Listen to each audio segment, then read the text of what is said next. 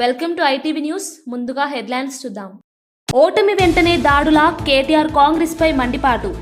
జూబ్లీహిల్స్ తర్వాత హింస పెరిగిందని కేటీఆర్ ఆరోపణ. మేమెప్పుడు ఇలా వ్యవహరించలేదు అంటూ కేటీఆర్ వార్నింగ్. కార్యకర్తలపై దాడులు ప్రజాస్వామ్యానికి ప్రమాదమన్న కేటీఆర్. ఈవీఎంలే ఓటేశాయేమో జగ్గారెడ్డి సంచలన అనుమానం. బీహార్ ఫలితాలు షాక్. ఎన్నికల ప్రక్రియపై ప్రశ్నలు. ఎన్నికల సంఘం వెంటనే వివరణ ఇవ్వాలంటూ డిమాండ్. పారదర్శకత కోల్పోతే ప్రజాస్వామ్యంకే ప్రమాదమన్న జగ్గారెడ్డి.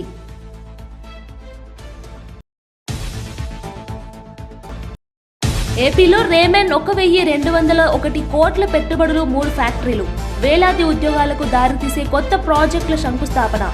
ఏపీని ఇండస్ట్రియల్ హబ్ చేస్తామని చంద్రబాబు స్పష్టం. గ్లోబల్ టెక్స్టైల్ తయారీలో ఏపీకి భారీ లాభం. 50 ఏళ్లు వచ్చినా బీజేపీకి ఛాన్స్ లేదు అని రాజాసింగ్ వ్యాఖ్య. వరుస ఓటములతో తెలంగాణ బీజేపీలో పెరిగిన అసంతృప్తి. పార్టీ చనిపోతోంది, కాపాడండి అని రాజాసింగ్ షాకింగ్ కామెంట్. వ్యూహాలు మార్చకపోతే భవిష్యత్తు కష్టమే అని వెల్లడి. ఓడిపోయిన అహంకారం తగ్గదా అని ఆది శ్రీనివాస్ ఫైర్. ఫేక్ సర్వేలు, మైండ్ గేమ్లకు ప్రజలే చెంపదెబ్బ అన్న ఆది. జూబ్లీహిల్స్ తీర్పు బీఆర్ఎస్ కు హెచ్చరిక అని వ్యాఖ్య. కర్మ ఇస్ బ్యాక్ అంటూ ఆది శ్రీనివాస్ సూటి కామెంట్. టీఎస్ జాగృతి అధ్యక్షురాలు కవిత మరోసారి మాజీ మంత్రి హరీష్ రావును తీవ్రంగా విమర్శించారు. మెదక్ పర్యటనలో మాట్లాడిన ఆమె హరీష్ రావు కుటుంబం పాల వ్యాపారులు చేస్తూ పాల రైతులకు భారీ అన్యాయం జరిగిందని ఆరోపించారు. ప్రభుత్వ టెండర్లు లేకుండానే హాస్టళ్లకు పాలు సరఫరా చేసే అధికారం ఎవరిచ్చారని ప్రశ్నించారు. ప్రజల కోసం ఉండాల్సిన ప్రజాప్రతినిధులు రైతుల కోసం ఉండాల్సిన వ్యవస్థను తమ వ్యక్తిగత లాభాల కోసం వాడుకున్నారని విమర్శించారు. కవిత మాట్లాడుతూ ప్రైవేట్ వ్యాపారం పేరుతో పాల రైతులపై గుంజివెత్త జరిగింది. రైతుల కష్టాన్ని లాభంగా మార్చుకున్న వ్యవస్థను ప్రజలు గుర్తించాలి అని చెప్పారు. జాగృతి ప్రజా సమస్యల కోసం పోరాడుతుందని, ఎవరైనా అన్యాయం చేస్తే వెనక్కి తగ్గబోమని స్పష్టం చేశారు. జనం బాటలో భాగంగా మరి మెదక్ జిల్లాకు రావడం జరిగింది. మెదక్ జిల్లాలో ఇప్పుడు 2 నియోజకవర్గాలు ఉన్నాయి, మెదక్ అండ్ నర్సాపూర్. ఇతరత్ర మండలాలు ఉన్నప్పటికీ కూడా 2 నియోజకవర్గాలు ప్రధానంగా ఉన్నాయి. మరి మేము మా పర్యటన ప్రారంభించడమే నర్సాపూర్లో మరి విఎన్ రెడ్డి గారు, దినేష్ రెడ్డి గారు వాళ్ళ పాఠశాలలో చిన్న పిల్లల్ని, విద్యార్థులతోని చిల్డ్రన్స్ డే సెలబ్రేట్ చేసుకొని ప్రారంభించినాం. మరి నేను చాలా బలంగా నమ్మేటటువంటి అంశాల్లో ఏ దేశమైనా, ఏ రాష్ట్రమైనా చిన్న పిల్లల్ని, వృద్ధులను బాగా చూసుకోగలిగితే ఖచ్చితంగా బాగుపడుతుందని బలంగా నమ్ముతాను. అనేక చట్టాలు ఉన్నాయి పిల్లల ప్రొటెక్షన్ కోసం, అనేక చట్టాలు ఉన్నాయి సీనియర్ సిటిజన్స్ ప్రొటెక్షన్ కోసం, కానీ అవి అమలు అవ్వడం లేదు. వాటి అమలు మీద కూడా మనందరం దృష్టి పెట్టాల్సినటువంటి అవసరం ఉన్నది ప్రభుత్వాలుగా. అదేవిధంగా మరి ఆ తర్వాత రెడ్డిపల్లి అనేటటువంటి గ్రామానికి వెళ్ళడం జరిగింది. ఈ గ్రామం నర్సాపూర్ మండలంలో ఉన్నది. ఆ గ్రామంకి ఒక విచిత్రమైన పరిస్థితి ఉన్నది. ఒక పక్క RRRలో వాళ్ళ భూములు పోతున్నాయి, ఇంకొక పక్క కాళేశ్వరంలో వాళ్ళ భూములు పోయినాయి, ఇంకొక పక్క రైల్వే లైన్ వాళ్ళు వచ్చి సర్వే చేసిపోయారు. అది ఎడిదికి వస్తుందో అర్థం కాని పరిస్థితి ఉన్నది. అంటే RRRలో నర్సాపూర్ మండలంలో 13 విలేజెస్లో ఉన్నటువంటి భూమి పోతున్నటువంటి సందర్భం ఉన్నది. కానీ రెడ్డిపల్లి ప్రత్యేకం ఎందుకంటే రెడ్డిపల్లి రైతులు నాకు నిన్న మొత్తం బొమ్మ కూడా చూపించి వివరంగా చెప్పారు. అక్కడ దాకా మంచిగా వచ్చిన రింగ్ రోడ్డు రెడ్డిపల్లి రాగానే ఇట్లా వంకరమైంది. నా మాటలు కాదు, అక్కడ ఉన్నటువంటి ఒక రైతు చెప్పిన మాట నేను చెప్తా ఉన్నా. నీటిలో నీరు గట్టే ఎట్లా తిరుగుతుందో రెడ్డిపల్లి రాగానే రింగ్ రోడ్ అట్లా వంకలు తిరిగింది. మరి ఎందుకోసం వంకర తిరిగింది రింగ్ రోడ్ అని వారిని రైతులను అడిగితే పెద్ద నాయకులు దాదాపు 3 పేర్లు చెప్పారు. బీఆర్ఎస్ పార్టీలో ఉన్న పెద్ద నాయకులవి. వారికి ఉన్నటువంటి ఫామ్ హౌస్లు, వారికి ఉన్నటువంటి భూములను కాపాడుకోవడానికి అలైన్మెంట్ మార్చిండ్రు. తద్వారా చిన్న రైతులు దాదాపు 56 మంది రైతులకు వాళ్ళది 59 ఎకరాలు పోతుంది. అంటే 56 మంది రైతులు 59 ఎకరాలు అంటే అందరికీ కూడా ఎకరం కన్నా తక్కువనో, ఎవరో ఒకరికి ఉంటే 2 ఎకరాలు, అర్ధెకరం, పావెకరం అట్లా ఉన్న రైతులది 56 మంది రైతులది 59 ఎకరాలు రింగ్ రోడ్ కోసం తీసుకుంటున్నారు. మరి పెద్దవాళ్ళు ఎవరు అని అంటే ఒక దగ్గరనేమో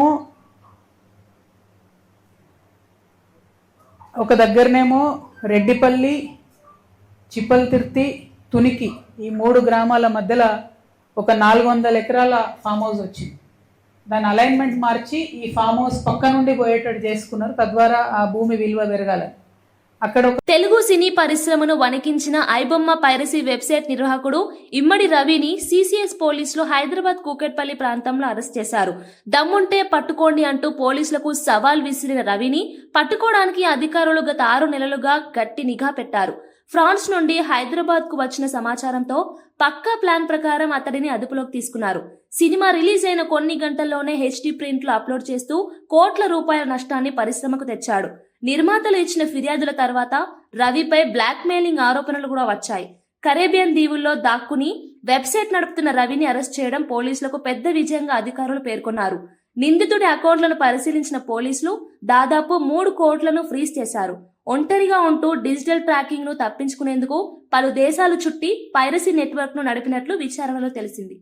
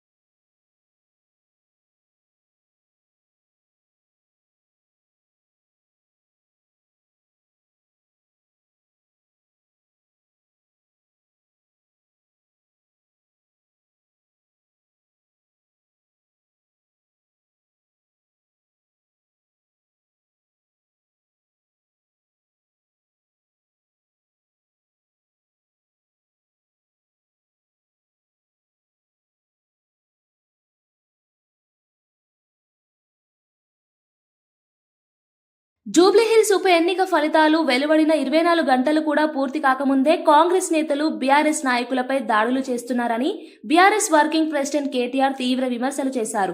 మా పాలనలో ఎన్నిసార్లు ఉప ఎన్నికలు గెలిచినా మా నేతలు ఇలా దాడులకు దిగిన సందర్భం లేదని గుర్తు చేశారు. నిన్న మా పార్టీ గుర్తును అవహేళన చేశారు. కానీ మా హయాంలో 7 ఉప ఎన్నికలు, 2 కార్పొరేషన్, జిల్లా పరిషత్ ఎన్నికలు గెలిచినా ఒక్కసారి కూడా మేము అహంకారంగా ప్రవర్తించలేదు. కానీ మీ నేతలు మాత్రం మొదటి రోజే దాడులకు దిగారు అని కేటీఆర్ మండిపడ్డారు. తమ పార్టీ కార్యకర్తలపై జరిగిన దాడులు పూర్తిగా ప్రణాళికబద్ధమని, చట్టాన్ని చేతుల్లోకి తీసుకొని హింసను ప్రోత్సహించే ఈ చర్యలు ప్రజాస్వామ్యానికి ప్రమాదకరమని ఆయన అన్నారు. గారి మీద జరిగిన దాడి జరిగినట్టుగా ఒక ఉప ఎన్నికల్లో గెలిచిన తర్వాత ఎక్కడన్నా మా ప్రభుత్వ హయాంలో మా కార్యకర్తలు కానీ మా పార్టీ నాయకులు కానీ హద్దులు దాటి ఈ రకంగా ప్రవర్తించారా ఒక్కసారి గుర్తు తెచ్చుకోండి. ఒకవేళ మేము కూడా ఆనాడు 7 ఉప ఎన్నికల్లో, 2 కార్పొరేషన్ ఎన్నికల్లో, జిల్లా పరిషత్ ఎన్నికల్లో గెలిచిన తర్వాత విజయ గర్వంతో విర్రవీగి నిన్న మీ వాళ్ళు ప్రవర్తించినట్టుగా మా పార్టీ గుర్తైన కారు గుర్తుని ఏదో ఊరేగింపు చేస్తూ అవహేళన చేస్తూ చిల్లరగా ప్రవర్తించుంటే ఇవాళ మీరెక్కడ ఉండేటోళ్ళో ఆలోచించుకోండి. బీహార్ ఎన్నికల ఫలితాలు వచ్చాక ఏమైందో అర్థం కావడం లేదని, ప్రజలు ఓటేశారా లేక ఈవీఎంలే ఓట్లు వేసుకున్నాయా అనిపిస్తోందని కాంగ్రెస్ ఎమ్మెల్యే జగ్గారెడ్డి వ్యాఖ్యానించారు. బీహార్లో జరిగిన ఓటింగ్ పద్ధతి, ఫలితాల ప్రకటన పూర్తిగా అనుమానాస్పదంగా ఉందని ఆయన స్పష్టం చేశారు. అక్కడ ప్రజలు ఎటు ఓటేశారో ఎవరికీ అర్థం కావడం లేదు. ఎన్నికల ప్రక్రియ పారదర్శకతకు వ్యతిరేకంగా ఎన్నో అనుమానాలు నెలకొన్నాయి. ఇలాంటి పరిస్థితుల్లో ఎన్నికల కమిషన్ బాధ్యతగా వ్యవహరించి ప్రజలకు స్పష్టత ఇవ్వాలి అని జగన్ రెడ్డి అన్నారు. విపక్ష నేతలను లక్ష్యంగా చేసుకుని కేంద్రం వ్యవస్థలను వినియోగిస్తోందనే అనుమానాలు కూడా పెరుగుతున్నాయని ఆయన అభిప్రాయం వ్యక్తం చేశారు. ఎన్నికల కమిషన్ పనిచేస్తుంది. విశాఖపట్నంలో జరుగుతున్న సిఐఐ పార్ట్నర్షిప్ సమ్మిట్ 2వ రోజు ఆంధ్రప్రదేశ్కు భారీ పెట్టుబడులు ప్రవహించాయి. ముఖ్యంగా టెక్స్టైల్ రంగంలో అగ్రగామి సంస్థ రేమాండ్ రాష్ట్రంలో 3 పెద్ద ప్రాజెక్టులను ఏర్పాటు చేయనున్నట్లు ప్రకటించింది. మొత్తం 1,201 కోట్ల పెట్టుబడులతో ఈ యూనిట్లు ఏర్పాటు చేయనుండగా ఈ ప్రాజెక్టుల శంకుస్థాపనను సీఎం నారా చంద్రబాబు నాయుడు వర్చువల్ గా చేశారు. ఈ కార్యక్రమంలో రేమన్ గ్రూప్ ఎండీ గౌతమ్ మైని పాల్గొని ఆంధ్రప్రదేశ్లో పెట్టుబడులకు అనుకూల వాతావరణం ఉందని ప్రశంసించారు. ప్రపంచ స్థాయి తయారీ కేంద్రాలు, నైపుణ్య శిక్షణ, ఎగుమతి అవకాశాలు పెంచే దిశగా ఈ ప్రాజెక్టులు కీలక పాత్ర పోషిస్తాయని తెలిపారు. సీఎం చంద్రబాబు మాట్లాడుతూ ఏపీని ఇండస్ట్రియల్ హబ్ గా తీర్చిదిద్దడం మా లక్ష్యం. రేమన్ ప్రాజెక్టులు వేలాది ఉద్యోగాలు సృష్టిస్తాయి. ఈ పెట్టుబడులు రాష్ట్ర ఆర్థిక వ్యవస్థకు ప్రోత్సాహం అందిస్తాయని పేర్కొన్నారు. జూబ్లీహిల్స్ ఉప ఎన్నికల్లో బీఆర్ఎస్ పార్టీ భారీ ఓటమి పాలవడంతో కేటీఆర్ వ్యాఖ్యలపై ప్రభుత్వ విప్ ధర్మపురి ఎమ్మెల్యే ఆది శ్రీనివాస్ ఘాటుగా స్పందించారు. జూబ్లీహిల్స్ లో చిత్తుగా ఓడిపోయిన కేటీఆర్ అహంకారం మాత్రం చావట్లేదు అంటూ ఆయన విమర్శలు గుప్పించారు. సోషల్ మీడియాలో తప్పుడు ప్రచారం, ఫేక్ సర్వేలతో మైండ్ గేమ్ లాడినా ప్రజలు బీఆర్ఎస్ పార్టీకి గట్టి చెంపదెబ్బ ఇచ్చారని ఆది శ్రీనివాస్ పేర్కొన్నారు. జనాలు చీ కొట్టినా అదే బలుపు చూపిస్తున్నారు. కర్మ ఇస్ బ్యాక్ అని మీ సొంత చెల్లెల్లే చెప్పింది. ఓటమి తర్వాత కూడా అదే ధోరణి కొనసాగించడం ప్రజల తీర్పును అవమానించబడమే అని ఆయన అన్నారు. జూబ్లీహిల్స్ లో ప్రజలు బీఆర్ఎస్ ను పూర్తిగా త్రోసిపుచ్చారని, ఇది భవిష్యత్ ఎన్నికలకు సంకేతమని విశ్లేషించారు. చూపిస్తున్న పరిస్థితి చూస్తుంటే తమ మైండ్ గేమ్తో తప్పుడు ఫేక్ సమాచారంతో ప్రజల్ని తప్పుదో పట్టించాలని జూబ్లీహిల్స్ ఎన్నికల్లో బీఆర్ఎస్ పార్టీ కేసీఆర్ చేసిన ప్రజలు విజ్ఞులై వారి విష ప్రచారాన్ని తిప్పికొట్టి అత్యధిక మెజారిటీతో జూబ్లీహిల్స్ ఎన్నికల్లో కాంగ్రెస్ పార్టీ అభ్యర్థిని గెలిపిస్తే ఒక ఎన్నికతోనే అంత ఎగిరిపడుతున్నారు. మీరు ఓటమి చెందినప్పుడు మీ కాంగ్రెస్ పార్టీ గుర్తుకు మేమేమైనా గాడిద మీద ఊరేగించామని అంటున్నాం. ఒక్క ఎన్నిక కాదు కేటీఆర్, 2023 ఎన్నికల్లో అసెంబ్లీలో మిమ్మల్ని చిత్తు చేశాం. లోకసభ ఎన్నికల్లో మీరు చిత్తుగా ఓడేలా మీరు జీరోకే పరిమితం చేశాం. కంటోన్మెంట్ ఎన్నికలు, నిన్నటి జూబ్లీహిల్స్ ఎన్నికలు, నిన్నటి ఎన్నికల్లో పోలైన ఓట్లలో 51% కాంగ్రెస్ పార్టీకి వచ్చింది. ఈరోజు ఎందుకు మీరు ఉలికి పడుతుందో చెప్పంటున్నారు. ఇన్ని ఎన్నికల్లో నీ పార్టీని ఈరోజు ఓడించింది కాంగ్రెస్ పార్టీ కాదని అడుగుతుంది. ప్రజల అభిమానాన్ని చూరుకొని మీ ముందుకు పోతా ఉంటే ఎందుకు మీరు ఇంకా అహంకారాన్ని తగ్గించుకుంటలేరండి. కొద్ది రోజులు మీరు ఏం మాట్లాడకుండా ఉండుంటేనే మీ బీఆర్ఎస్ పార్టీ బతుకుతుంది తప్ప ఈరోజు మీ వైఖరి వల్లనే. నిన్ననే మా ముఖ్యమంత్రి గారు చెప్పారు, మీ అహంకారాన్ని మీ అసహనాన్ని కొంచెం తగ్గించుకోమని. అయినా ఓటమి చెందిన 12 గంటలు కాకముందే మీడియా ముందుకు వచ్చి రుసరుసలాడడానికి తప్పడతా ఉన్నాం. మీ సొంత చెల్లి వేసిన ప్రశ్నలకు ముందు సమాధానం చెప్పు. కర్మ ఇస్ బ్యాక్ అన్నటువంటి దానికి సమాధానం చెప్పుకో.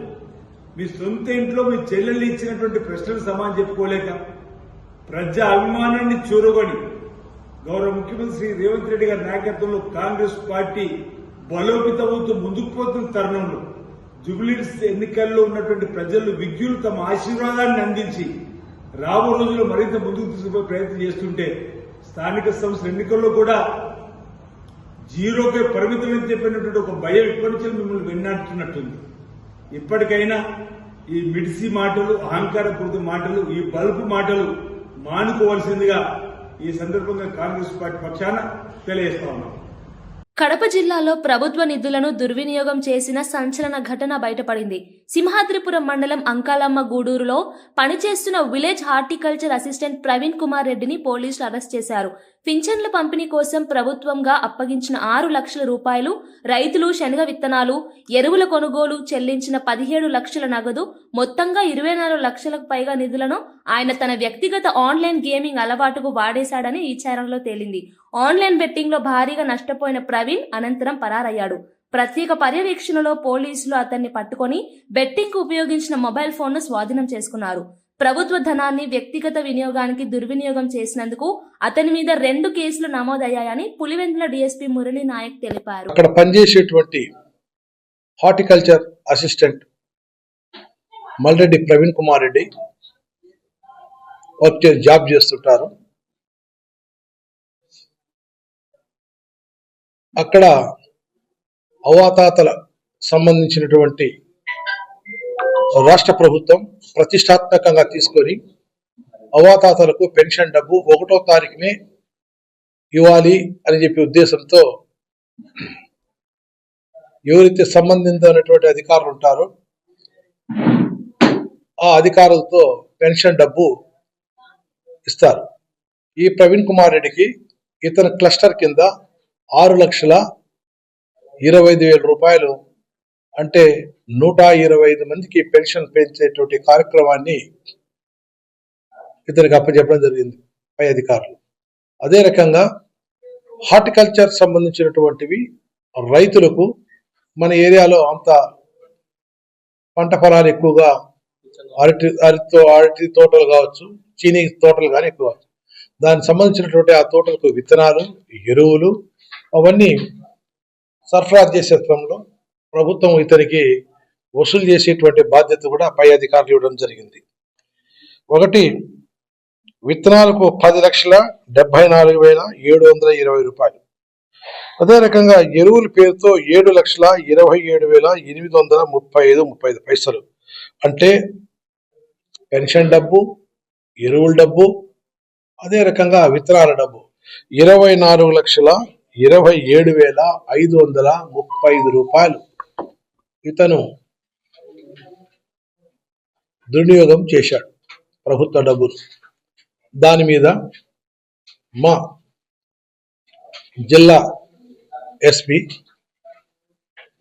షల్కే నచికేతన్ విశ్వనాథ్ ఐపీఎస్ సార్ గారి ఆదేశాల మేరకు 2 కేసులు నమోదు చేయడం జరిగింది. ఆ కేసును ఎప్పటికెప్పుడు పర్యవేక్షిస్తూ మా ఎస్పీ సారు ఇన్వెస్టిగేషన్ యొక్క బాధ్యత. తిరుమల పరకామణి కేసు దర్యాప్తు జరుగుతున్న సమయంలో మాజీ ఏవీఎస్ఓ సతీష్ కుమార్ అనుమానాస్పద మరణం రాష్ట్ర వ్యాప్తంగా తీవ్ర చర్చనీయాంశంగా మారింది. దీనిపై పలు పోలికలు, తీవ్రమైన రాజకీయ ఆరోపణలు వెల్లువెత్తుతున్నాయి. ముఖ్యంగా అప్పుడు బాబాయ్ వివేకపై జరిగిన దాడి, ఇప్పుడు సతీష్ పై జరిగిన ఘటన, గాయాల విధానం ఒకటే అనే వ్యాఖ్యలు మరింత అనుమానాలకు తావిస్తున్నాయి. ప్రదేశాలు మాత్రమే మారాయని, కానీ హత్య ప్యాటర్న్ ఒకటే కనిపిస్తోంది అంటూ ఆరోపణలు వినిపిస్తున్నాయి. పరకామణి వ్యవహారం కీలక దశకు చేరుకున్న సమయంలో ఈ మరణం సంభవించడంతో అనేక ప్రశ్నలు లేవనెత్తబడుతున్నాయి. హుండీ డబ్బుల వ్యవహారంలో అప్పటి పాలకుల ప్రమేయంపై ఆరోపణలుండగా సతీష్ను విచారించిన సిఐడి అధికారులకు ఏమి సమాచారం ఇచ్చారో భూమన కరుణాకర్ రెడ్డికి మాత్రమే తెలిసిందనే మాట కూడా రాజకీయంగా మారుమోగుతోంది. న్యాయవాది లక్ష్మణ్ రావు బెదిరించారని, కరుణాకర్ రెడ్డి ఎవరితో చెప్పారన్న సందేహాలు కూడా తెరపైకొచ్చాయి. బాబాయ్ ఈడ చూడండి, ఈ ప్యాటర్న్ చూడండి ఒకసారి. సేమ్ ప్లేస్లో సేమ్ గాయాలు, ప్లేసులు మారినాయి. ఈయన బాత్రూము, ఈయన రైల్వే ట్రాకు. చూడండి, అనుమానం మళ్ళా బాగా దగ్గరగా జూమ్ చేసి చూస్తే కూడా తెలుస్తుంది. సేమ్ ముక్కు మీద, కంటి కింద, పెదాల కాడ, తల పక్కన గాయాలు, సేమ్ ప్యాటర్న్ సేమ్. వయసు మారింది, ప్లేసు మారింది, కానీ ప్లేస్ ఒకటి. దెబ్బ సేమ్ గొడ్డలి బ్యాచే. అంటే ఇది పరకామణి కేసులో ఉన్న పోలీస్ ఆఫీసర్లు, లేకపోతే ధర్మారెడ్డో, కరుణాకర్ రెడ్డో, సుబ్బారెడ్డో మించి చేసిన పనిది. వాళ్ళ చేతులు దాటాయి. ఇవి వాళ్ళ చేతుల్లో కాదు, ఇది వాళ్ళ చేతులు దాటాయి. అంటే వాళ్ళ పైన ఇంకెవరు చేపించారు, వీళ్ళ ద్వారానే చేపించారు. ఇప్పుడు మాకు అనుమానం, నాకు కాదు చాలామందికి అనుమానం వేస్తుంది. ఏమంటే నిన్న మాజీ టీటీడీ చైర్మన్ ప్రెస్ మీట్ పెట్టి రవిశంకర్ అయ్యంగారు విచారించేటప్పుడు లక్ష్మణ్ రావు అనే ఒక అడ్వకేట్ ఉన్నారు, ఆయన ఈ సతీష్ కుమార్ని బండబూతులు తిట్టారు, నా పేరు చెప్పని చెప్పారు, నువ్వు చచ్చిపో అన్నారు, నిన్ను వదలనన్నారు, నేను ఏదో ఒకటి చేస్తా అని చెప్పి అన్ని తిట్టారు కదా. ఆ విషయం మీకెట్ట తెలుసు? సిట్లో జరిగిన డిస్కషను, సతీష్ కుమార్ని తిట్టిన అడ్వకేట్ లక్ష్మణ్ రావు విషయాలు మీకు ఎలా తెలిసింది అంటే మీరు ఇతతో టచ్లో ఉన్నారు. సతీష్ కుమార్తో మాజీ టీటీడీ చైర్మన్ ధర్మారెడ్డి వీళ్ళంతా టచ్లో ఉన్నారు. ఇతని ఫోన్ మొత్తం అతని కంట్రోల్లో ఉంది. నిన్న అతను ట్రైన్ ఎక్కేటప్పుడు కూడా వాళ్ళకి చెప్పే ఎక్కాడు తిరుపతికి వస్తున్నా అని. ఎక్కిన గంటలో ఒక మనిషి చంపేశారంటే ఎంత నెట్వర్క్ చేశారు. 150-200 కోట్లు కొట్టేసి ₹1 పడేసి చంపేశాను అనుకుంటా దీనికి. భారీ ఎత్తున సుపారీ ఇచ్చారు దీనికి. మిగతా డబ్బులు కాపాడుకోవాలని ప్రయత్నంలో భారీ ఎత్తున సుపారీ ఇచ్చి చంపేశారు. సిట్ ఆఫీసులో జరిగిన విషయాలు బయటకు వచ్చి ప్రెస్ మీటింగ్లో బహిరంగంగా అనుమానంగా ఉన్న వాళ్ళ వ్యక్తి ఎవరైతే అనుమానిస్తున్నామో వాళ్ళే ప్రెస్ మీట్ పెట్టి ఇతన్ని వేధించారు, ఇతని తిట్టారు, ఇతని కొట్టారు, ఇతను ఏదేదో అన్నారని మీరు చెప్పడానికి మీకు ఎలా తెలిసింది అంటే మీరు సతీష్ కుమార్తో టచ్లో ఉన్నారు, సతీష్ కుమార్ని మీరు ఫాలోఅప్లో పెట్టుకోరు, సతీష్ కుమార్ మీరు బెదిరిస్తున్నారు, సతీష్ కుమార్ మీ కంట్రోల్లో ఉన్నాడు, అతను ట్రైల్ ఎక్కే సంగతి కూడా మీకు తెలుసు. చాలా బాధాకరం. కనీసం అతనికి కుటుంబం, ఇద్దరు చిన్నపిల్లలు, ఆలోచించాలి కదా. మీరు తప్పించుకోవడానికి ఎంతోమంది చంపారు గతంలో, అధికారం లేకపోయిన వాడు చంపడానికి మీరు ధైర్యం చేస్తున్నారంటే ఆశ్చర్యంగా ఉంది అసలు. ఖచ్చితంగా ఇది తారాస్థాయిలో విచారించాలి. భూమన కరుణాకర్ రెడ్డి గారు ఎప్పుడు అడుగుతుంటారు సిబిఐకి ఇవ్వండి, సిబిఐకి ఇవ్వండి, సిబిఐకి ఇవ్వండి అని. ఖచ్చితంగా సిబిఐకి ఇవ్వాలి. ఇప్పుడు ఇది సిబిఐకి అసలు అవసరం వచ్చింది ఇప్పుడు. తెలంగాణ బీజేపీలో అంతర్గత కలహాలు, వ్యూహపరమైన వైఫల్యాల మీద గోషామహల్ ఎమ్మెల్యే రాజాసింగ్ మరోసారి తూట్లు విసిరారు. ఇప్పటి పరిస్థితి చూస్తుంటే ఇంకో 50 సంవత్సరాలు వచ్చినా బీజేపీ తెలంగాణలో అధికారంలోకి వచ్చే అవకాశం కనిపించడం లేదు అని స్పష్టంగా అన్నారు. పార్టీ నాయకులు వ్యవహరిస్తున్న తీరు, తీసుకుంటున్న నిర్ణయాలు, ప్రజలతో దూరమవుతున్న విధానం ఆల్ కంబైన్డ్ బీజేపీ భవిష్యత్తు తెలంగాణలో ఆందోళన కలిగిస్తోందని వ్యాఖ్యానించారు. తెలంగాణలో బీజేపీ చనిపోతోంది, దయచేసి కాపాడండి కిషన్ రెడ్డి గారు అంటూ ఆయన చేసిన కామెంట్ రాజకీయ వర్గాల్లో ప్రకంపనలు రేపింది. జూబ్లీహిల్స్ కంటోన్మెంట్ పార్లమెంట్ ఎన్నికల్లో వరుస పరాజయాలు పార్టీ మనోబలాన్ని దెబ్బతీశాయని అన్నారు. ఈ ముండితనంతోని ముందుకెళ్తే బీజేపీ గవర్నమెంట్ ఇంకా 50 సంవత్సరాలు కూడా కష్టమే, చాలా కష్టం. నేర్చుకోండి, వేరే నేతలతోని కొద్ది నేర్చుకోండి. ఏ విధంగా గెలవాలి, ఏ విధంగా ఓటర్ని మన వైపు మళ్ళాలే నేర్చుకోండి. నేను ఏదైనా తప్పు చేస్తే, ఏదైనా తప్పు చెప్తే కూడా నన్ను క్షమించండి. కానీ బాధ ఉంది. కిషన్ రెడ్డి అన్న గారు, నా ఒక నివేదిక, రాజాసింగ్ మీ పైన కామెంట్ చేస్తుండు అని అనుకోవద్దు ప్లీజ్ ప్లీజ్. కానీ పార్టీ చనిపోతుంది తెలంగాణలో, కాపాడండి, పార్టీని కాపాడండి. ఇదే నా ఒక్క నివేదిక మా కిషన్ రెడ్డి గారితోని, మా బండి సంజయ్ గారితోని, మా లక్ష్మణ్ గారితోని. రాజమండ్రి ఎంపీ దగ్గుబాటి పురంధేశ్వరి అంతర్జాతీయ వేదికలపై భారత్ ప్రతిష్టను మరోసారి వెలిగించారు. కామన్వెల్త్ సమావేశాల్లో మహిళా సాధికారత గురించి ప్రపంచ నేతల ముందుంది వివరించిన పురంధేశ్వరి తాజాగా ఐక్యరాజ్య సమితి జనరల్ అసెంబ్లీలో అణుశక్తి శాంతియుత వినియోగంపై సమగ్ర ప్రసంగం చేశారు. అణుశక్తి వినాశనానికి కాదు, ప్రజాహితానికి ఉపయోగపడాలి అని ఆమె స్పష్టం చేసిన సందేశం విశేషంగా నిలిచింది. క్యాన్సర్ చికిత్స, శక్తి ఉత్పత్తి, సుస్థిరాభివృద్ధి లాంటి రంగాల్లో అణుశక్తి కీలకంగా మారగలదని వివరించడం అంతర్జాతీయ వేదికపై ఆమె ధైర్యవంతమైన ఆవిష్కరణ అని విశ్లేషకులు చెబుతున్నారు. భారత ప్రతినిధి బృందానికి ఆమె నాయకత్వం వహించడం పట్ల స్థానిక బీజేపీ నేతలు, ప్రజలు గర్వం వ్యక్తం చేస్తున్నారు. సహకారాన్ని అందిస్తూ ఎప్పటికప్పుడు విషయాలు తెలియజేస్తూ ఎక్కడ ఇబ్బందులు ఉన్నాయి, ఎక్కడ లోటుపాట్లు ఉన్నాయనేటువంటి విషయాలు స్థానికంగా ఉన్నటువంటి మా నాయకులందరూ కూడా తెలియజేయడం, వాటిని మేము తీసుకుని సంబంధిత మంత్రుల దగ్గరికి వెళ్ళడం, వారు కూడా సానుకూలంగా స్పందించి రాజమండ్రి అభివృద్ధికి వారు కూడా సహాయం చేయడం అనేది జరుగుతున్నటువంటి విషయం. కనుక అందరికీ కూడా నా తరఫు నుండి వారందరికీ కూడా నా ధన్యవాదాలు.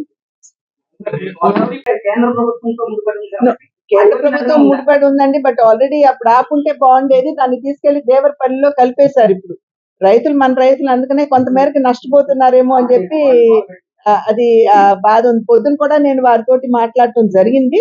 నేను అందుకనే టొబాకో బోర్డు చైర్మన్ ని, ఈడీ గారిని రేపు 20 తర్వాత ఇక్కడికి వచ్చి రైతులతోటి మీటింగ్ పెట్టాలని నిర్ణయించడం జరిగిందండి. యశ్వంత్ గారితో నేను ఆల్రెడీ మాట్లాడాను, ఆయన కూడా సమ్మతించారు. మేము రైతులతోటి త్వరలోనే మేము మీటింగ్ పెట్టుకుంటాం.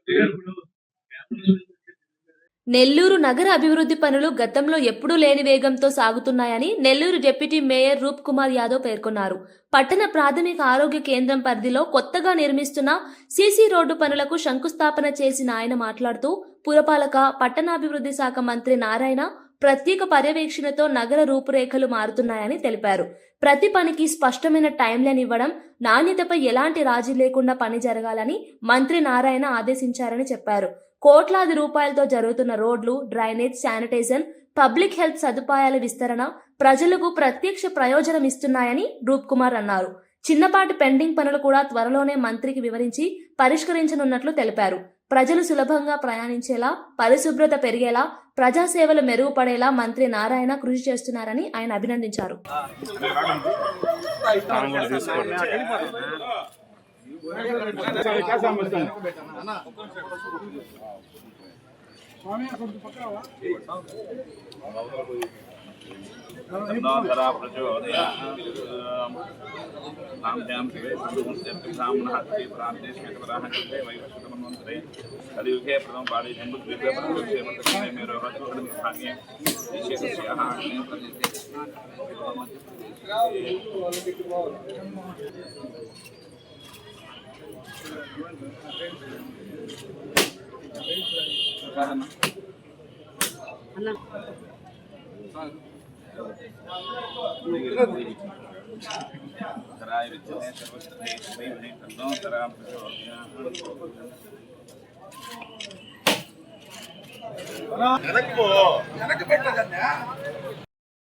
ఈరోజు నెల్లూరు నగరంలో మున్సిపల్ శాఖ మార్చులు పొంగూరు నారాయణ గారి ఆదేశాల మేరకు డిప్యూటీ మేయర్ అయినటువంటి రూప్ కుమార్ యాదవ్ గారి పర్యవేక్షణలో ఈరోజు నెల్లూరు నగరం 40వ డివిజన్లో ఈరోజు అర్బన్ హెల్త్ సెంటర్లో ఇక్కడ రోడ్డు శంకుస్థాపన చేస్తున్నారు. సుమారుగా 7,75,000 రూపాయలతో వ్యయంతో ఈ రోడ్డు వేయబడుతుంది.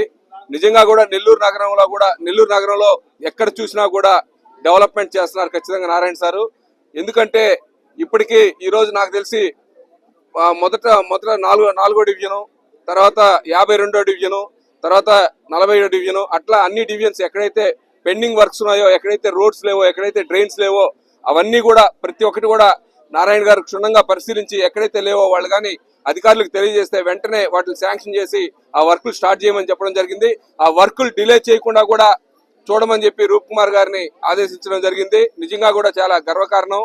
ఎక్కడ కూడా వర్క్ లేకుండా చాలా ఫాస్ట్ గా త్వరితగతిన జరుగుతున్నాయి. దీనికి చాలా సంతోషదాయకంగా ఉంది.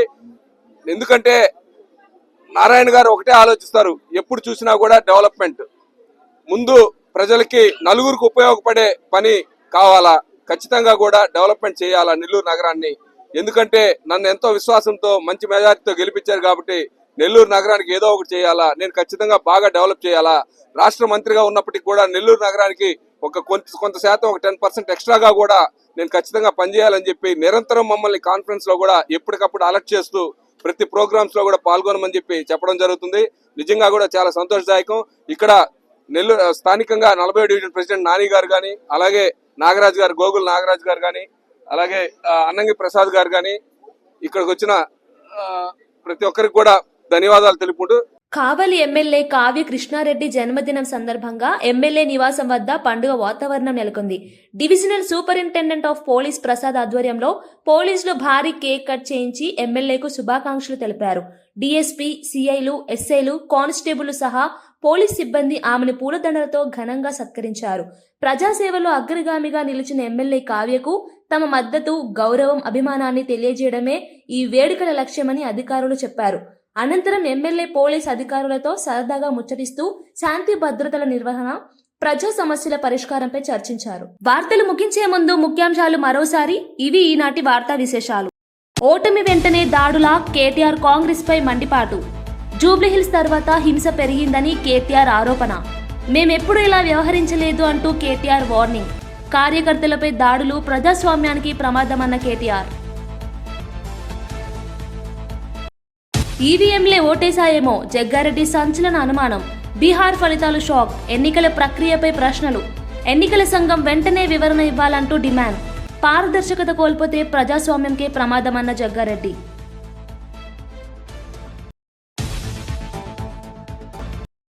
ఏపీలో రేమెన్ 1,201 కోట్ల పెట్టుబడులు, 3 ఫ్యాక్టరీలు, వేలాది ఉద్యోగాలకు దారితీసే కొత్త ప్రాజెక్టుల శంకుస్థాపన. ఏపీని ఇండస్ట్రియల్ హబ్ చేస్తామని చంద్రబాబు స్పష్టం. గ్లోబల్ టెక్స్టైల్ తయారీలో ఏపీకి భారీ లాభం. 50 ఏళ్లు వచ్చినా బీజేపీకి ఛాన్స్ లేదు అని రాజాసింగ్ వ్యాఖ్య. వరుస ఓటములతో తెలంగాణ బీజేపీలో పెరిగిన అసంతృప్తి. పార్టీ చనిపోతోంది, కాపాడండి అని రాజాసింగ్ షాకింగ్ కామెంట్. వ్యూహాలు మార్చకపోతే భవిష్యత్తు కష్టమే అని వెల్లడి. ఓడిపోయిన అహంకారం తగ్గదా అని ఆది శ్రీనివాస్ ఫైర్. ఫేక్ సర్వేలు, మైండ్ గేమ్లకు ప్రజలే చెంపదెబ్బ అన్న ఆది. జూబ్లీహిల్స్ తీర్పు బీఆర్ఎస్ కు హెచ్చరిక అని వ్యాఖ్య. కర్మ ఇస్ బ్యాక్ అంటూ ఆది శ్రీనివాస్ సూటి కామెంట్. మరో బులెటిన్లో మళ్ళీ కలుద్దాం. నమస్కారం.